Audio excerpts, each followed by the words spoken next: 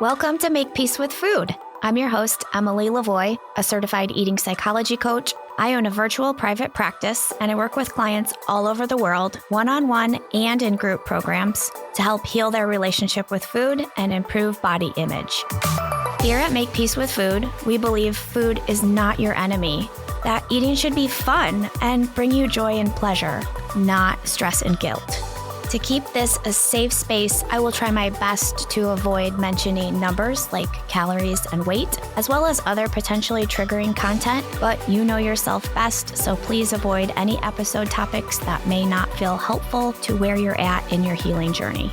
This podcast is for educational and entertainment purposes. It's not a replacement for medical or mental health advice, diagnosis, or treatment, nor does it provide a client or patient relationship. Consult your own provider on any changes you're thinking about making.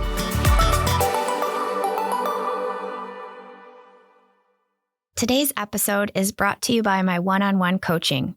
If you're curious about becoming a client and want to learn more about what it looks and feels like to receive support in healing your relationship with food and improving your body image, go to my website, emily-lavoie.com, to schedule a free 30-minute Zoom consultation. Welcome to episode 15. As always, we'll start with just like a little update about what's going on in my life. So real time, we're right in the middle of October. So coming up on Halloween in a couple short weeks. But in where I live, which is like Kankakee, Illinois, is about an hour south of Chicago, we actually had warm weather that lasted much longer, which I have so much appreciation for, because normally we're getting fall weather sooner than we did this year. But anyway, we're finally cooling off, which I know a lot of people, like all of my pumpkin spice loving friends, love it. All my sweater loving friends are so excited about this time of year. So congratulations to those people. I am just like kind of grieving or mourning, like, oh, I can't really be wearing shorts. So now I have to transition to pants or like jeans, and I sometimes refer to jeans as leg jails just because they're not comfortable to me, and like no more flip-flops. And I prefer summer clothes more than fall clothes. But this time of year, as it starts getting cooler, you might also notice that some of the foods that you are craving transition as well. So maybe in the summer, you crave foods that cool your body or digest quickly. And then in the fall, you might notice yourself starting to crave more hearty foods that digest slower and warm your body. In the summertime and boating season, I eat a lot more sandwiches. And then in the fall, I'll do a lot more cooking and transition out of sandwich season into cooking season and actually turning my oven on and actually turning my stove on. So you might notice that as well. Okay, getting into today's episode. What I want to talk about today is related to our relationship with food, but it's a little bit of maybe like a clarification. So we're going to talk about something that I say to all of my clients. I say this a lot to people who are not yet clients, but maybe considering becoming clients. And I try to remember to say this in every free Zoom consultation that I do with a potential client. And that is kind of explaining to them that having a good relationship with food means that you have a good relationship with all foods. So something that I think happens in people's brains when they are considering becoming a client and they know they need to work on their relationship with food, I think that what people think is going to happen was like, oh, once I have a good relationship with food, that means I will crave only salads and only vegetables and only chicken breasts, and I will no longer crave pizza and chips and candy and cookies once I have a good relationship with food. And I'm like, no. That is not how this works. You are always going to crave all of the foods, but we want to have a good relationship with all of the foods, kind of meaning like your relationship with a fun food or a play food, I'm going to use the example of chips. So your relationship with chips is very similar to your relationship with a nutrient-dense food. So we could say carrot sticks or celery sticks or salads. So yeah, those two relationships would look very similar, like where the chips don't have this power over you and they're not screaming at you through the cabinet door. Very similar to how like carrot sticks and celery sticks, like they're probably not screaming at you through the refrigerator door. And you can have a few. You don't feel out of control around carrots. And when you've had enough, it's easy to stop. And you get those signals from your body like, yeah, I've had enough carrots. I don't want any more. I can move on. I can be done. We get those signals when our body has had enough chips. It's not like you are never, ever going to crave chips again. One of the reasons I really want to talk about this is because Halloween is just around the corner, and that means, a lot of people pass out Halloween candy, so they have candy probably lying around their house. And if you have kids that are going out trick-or-treating, they're going to be bringing some candy into the house. And a lot of times when people don't have a good relationship with candy, this idea of bringing all of this candy into the house is like chaotic, and I feel out of control. Or like I avoid bringing it into my house until the last minute because I don't trust myself around it and I'm going to eat it all and there'll be nothing left. And yeah, so, okay, let me explain something. Imagine if you have like a husband and wife friend, a couple friend of yours, and it's husband and wife. And say like, the wife says to you like, oh, my husband and I have such a great marriage. We have such a great relationship. And you're like, oh my gosh, good for you. And she's like, yeah, we actually don't live in the same house anymore. And I don't see my husband anymore. And we don't ever talk. I would be like, well, it doesn't sound like you have a great relationship. It actually sounds like you have no relationship at all. And so if we kind of transition that thought into food, a lot of times I see people completely restricting fun foods and play foods and not bringing them into their house and not allowing themselves to be around those foods, feeling really uncomfortable about going to a party if they know that those restricted foods are going to be present. And they just don't keep those foods in their house for fear of eating them all, losing control around them. And I would say, and that person might say, yeah, I have a really good relationship with candy. I just don't bring it into my house at all. I don't allow it in my house. It doesn't come into my cabinets. It's never under my roof. And I'll be like, it doesn't sound like you have a good relationship with candy. It sounds like you have no relationship with candy. I want people to have a working relationship where they can have some and not feel like they're out of control or eating so much candy that, they're at the point of uncomfortable fullness and they've ate an amount of candy that doesn't make their body feel good. So they're kind of miserable based on the amount of candy that they might have eaten. So if you are a parent, and obviously if you're a parent, you are concerned about your child's health. That's part of your job. And this is something that I kind of see happening more and more lately in comparison to if I think back to maybe like 5 years ago or even a decade ago. There are certain parents, and if this is you, I'm not hating on you at all, but it's maybe more of like a crunchy parent or a parent that doesn't allow certain foods into their home, doesn't allow their kids to eat certain foods, or doesn't allow themselves or their child to eat foods with certain ingredients. I'm rolling my eyes. Yeah. You can't hear me rolling my eyes or see me rolling my eyes, but I am rolling my eyes. So there's a lot of buzz in the media around seed oils. And I know a lot of people that are avoiding seed oils because they're quote unquote toxic, or they're avoiding like red dye. And look, I'm kind of going to be neutral around this. Like it's funny that I don't know why I think this is funny. Some of the people who avoid foods that have a seed oil ingredient in it because seed oil is quote unquote toxic are also the people who will like drink a bottle of wine at night or have, a glass of bourbon in the evening or are injecting Botox into your face. Like, I'm not hating on people who drink alcohol. Like, I myself consume alcoholic beverages, but it's like, well, okay. Alcohol is actually toxic.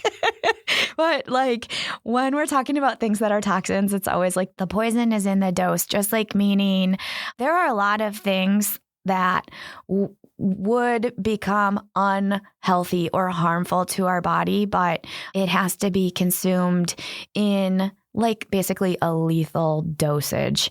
So like actually water is one of the most healthy things that we can put in our body, right? Everybody knows that we have to stay hydrated, but there is amount of water that will kill you. If you drink this amount of water, your electrolytes get all imbalanced. And I mean, there's been, I think in some fraternities, like some hazing where they like make people chug like a gallon or two of water, and it's actually sadly killed people. So yes, like water can be toxic if it is at like a lethal dosage. So I would never like recommend that you eat only foods that contain high levels of seed oils.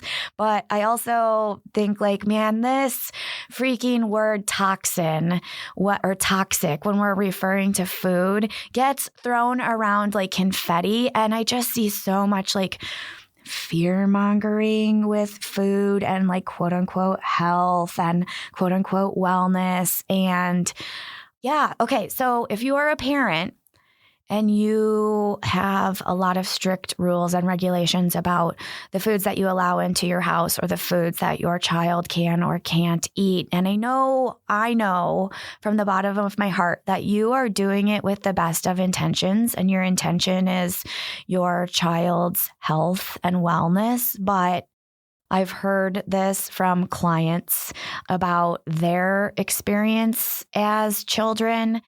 If you're a parent and you are worried about your child's health, that's your job. But also, you don't want to be the parent of a child that when your child goes to the friend's house and the friend's house has less strict rules and regulations around food. So maybe you don't allow sugary cereals in your house. You don't allow pop and juice. You don't allow much fun foods or play foods in your pantry. Look, you do not want to be the parent of the child that when your child goes to the birthday party, they don't care about playing with the other kids. You don't want to be the parent of the child that is obsessed with all of the food in the pantry and they're not playing with the kids. They're just obsessively eating the foods that you do not allow them to eat in your home. And they eat to the point of uncomfortable fullness or to the point of, they consume so much of these foods that you don't allow them to eat that they're physically getting sick because they have this sense of urgency. Like, I have to eat all of this food now because I'm not allowed to eat it at home. And I don't know when the next time I'm going to get to eat these foods because when my mom is watching over me, I'm not allowed. So I'm like taking so much advantage of the fact that like I have this short window of time to consume these foods. My mom and dad aren't here watching me. And like, look, I know if you're a parent, you're probably like, oh my gosh, is she telling me to just like let my kid like, no holds bar and let them eat whatever I want to eat? And it's like, well, that's not exactly what I'm saying. But you want your kid to have a good relationship with food. And part of your children having a good relationship with food is having access to foods. Another part of your child having a good relationship with food is maybe, having these foods like on a consistent basis, knowing that they can have more in the future and that sense of urgency to eat it all right now will begin to dissipate. And sometimes it's okay for a child to have access to eating as I said, sometimes have access to eating as much of these fun foods as they want. And maybe, this is frightening, maybe the child is going to go overboard on it, but they're going to learn from that experience. Oh, I ate an amount of food that didn't feel good to my body. The amount of that fun food or play food didn't work well. And in the future, that I'll be able to pull from that experience and maybe know when it's time to quit a little bit sooner. Another part of your child having a good relationship with food is them seeing you have a good relationship with food. So if you want your child to have a good relationship with Halloween candy, they need to see you having a good relationship with Halloween candy. And if you don't allow yourself to eat Halloween candy, you don't have a good relationship with food. You have no relationship with it. And so I know these are like muddy and murky waters to navigate because you might be kind of leaning more towards the side of restriction and following food rules and not allowing yourself to eat certain foods. But I know there are people who don't allow themselves to eat a food like, let's say, Halloween candy, but they allow their children to eat it. And there's also people the opposite side of that where they, don't allow their kids to eat Halloween candy, but then they go and eat Halloween candy hiding in the closet. So I'm not laughing at you if this is you.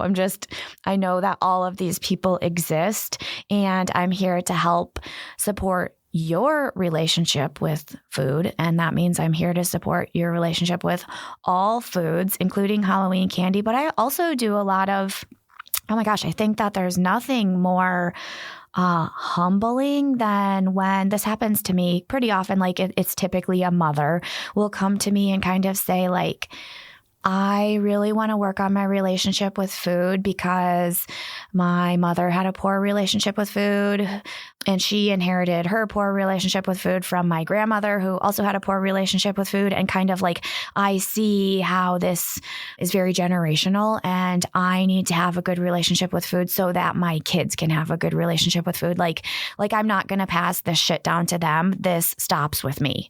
And I think, yeah, that's just, something of, my heart, like, yes, we need more parents. And I don't know why I feel like it is more often moms than dads. We need mothers to see that their relationship with food is going to impact their child's relationship with food. And if they can improve their relationship with food, that's like the number one predictor that your child is going to have a good relationship with food.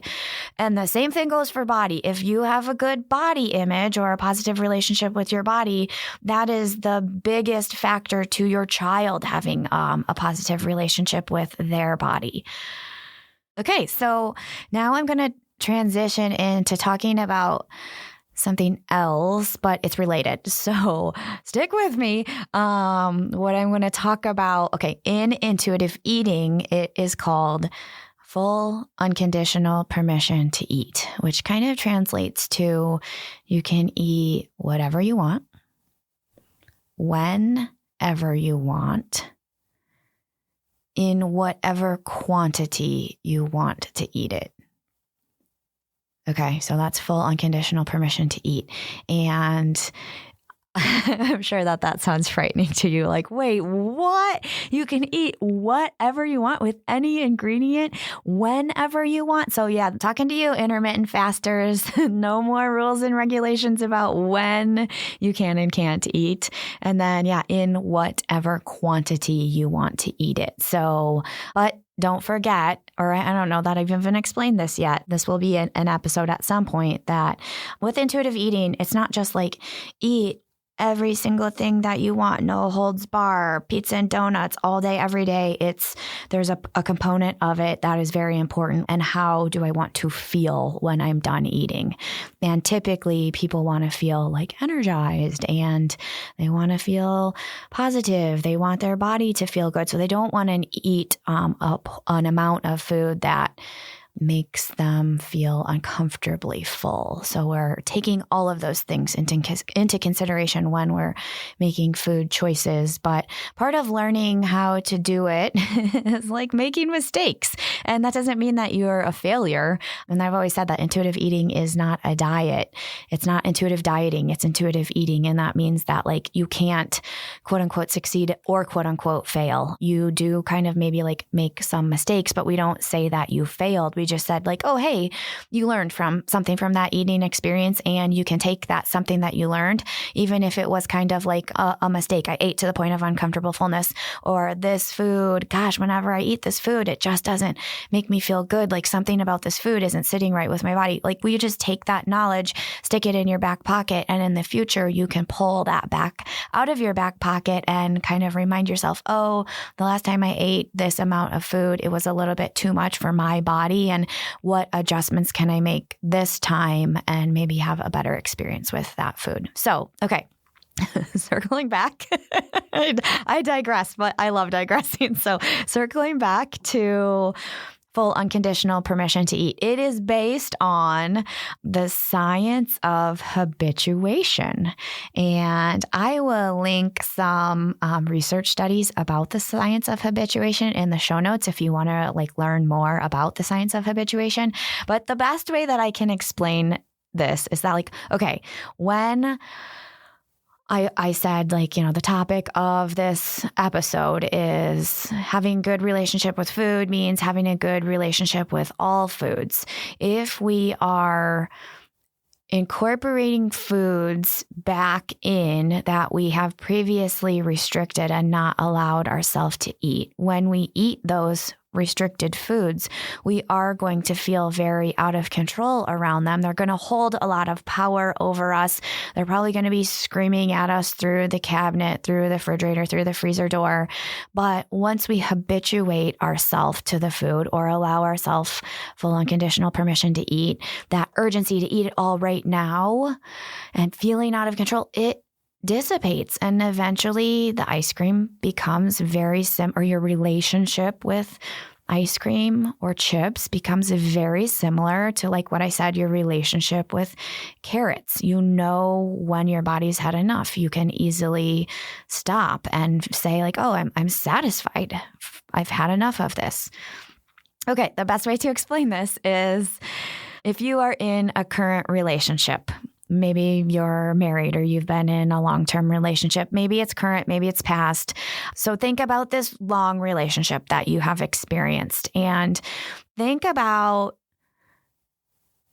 maybe you've been together a year, 2 years, 10 years, 15, 30 years. And it might be really lovely to kiss your partner and it feels good to kiss them. And maybe you enjoy it. But when you're a year, 5 years, 10 years, 20 years in, those 20-year kisses feel so much different than like that very first kiss or that very second kiss. Like that very first kiss is like butterflies and fireworks and, lightning and smiley faces and rainbows. And I'm not saying that, 5-10 years in, those kisses are like, what is the word I want to use? Yeah, I'm not saying you don't enjoy those kisses the longer the relationship goes on, but you have been habituated to them and there's no longer as much fireworks and butterflies and smiley faces happening because you've habituated yourself to them, because you've been offered full unconditional permission to enjoy those kisses. So what we're trying to do with some of the foods that diet culture labels as quote unquote bad is reintroduce them and habituate ourselves to them so that you can have some but not go overboard on them. And so what happens, and the research shows this, is that when we habituate ourselves to something, we no longer receive such a large dopamine hit in our brain.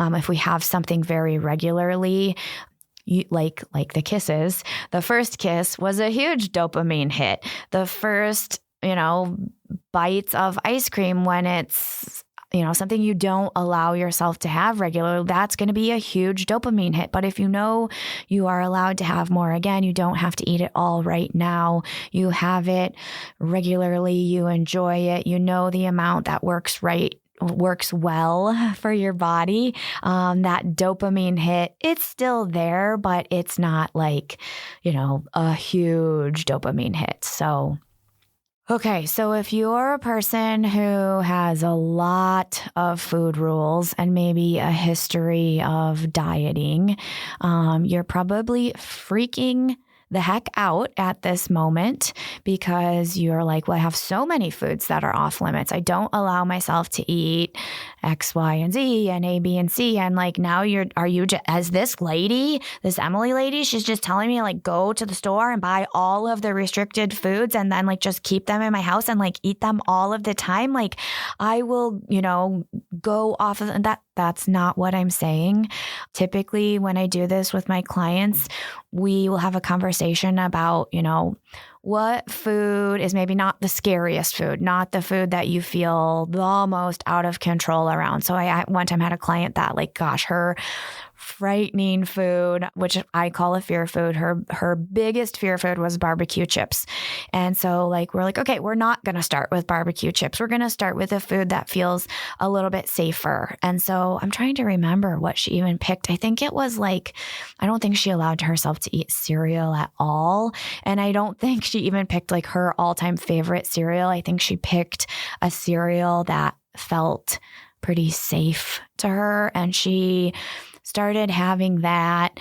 And then she kept having that in the house. And then we picked another food eventually that she started to habituate herself to and offer full unconditional permission.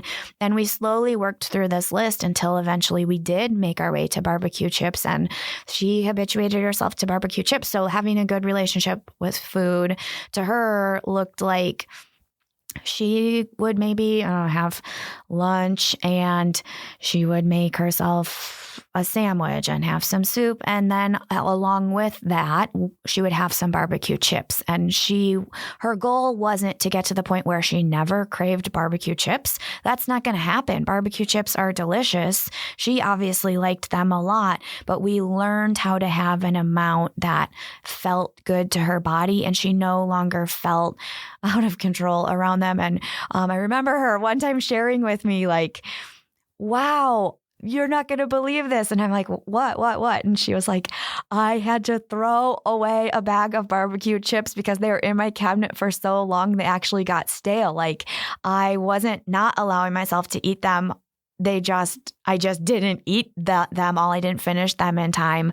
And then she bought, a new bag that was fresh. So she still had access to them. So that's a win. That's the goal. And if this is something that you want to do, or habituating foods and allowing yourself more permission with, breaking down some of the food rules is something that you want to do, something that you would benefit from as an individual, but it feels absolutely frightening and you could not ever imagine navigating these waters on your own or where to start, where to go, you might be an ideal client. So you are welcome to schedule free Zoom consultation. We can meet. We can see if we're a good fit. I can answer any and all questions that you have, and we would go from there. And you wouldn't be doing this all on your own where it's really scary. You'd be doing it with my guidance and support. And I've helped hundreds of people through this, and it's one of my favorite things to do. So I think that's all I have for you today. Bye. That's the show. Thanks so much for listening. If you enjoyed it, I'd be so grateful if you take a minute to follow or subscribe to the podcast and leave a rating and review on Apple, Spotify, or whatever podcast platform you're listening on. It helps others to find the podcast and continue spreading this important information to more people who need to hear it. This podcast is made possible by paid supporters at patreon.com/makepeacewithfood. They're truly what keep this show going so that I can pay my assistant, editor, producer, and allow me to keep sharing all of this content and doing this important and needed work with you all. Go to patreon.com/makepeacewithfood to sign up for as little as $3 per month. Make Peace with Food is hosted by me, Emily LaVoie. It's produced and edited by Jake Lamore at Pathfinder. Thank you so much for your support.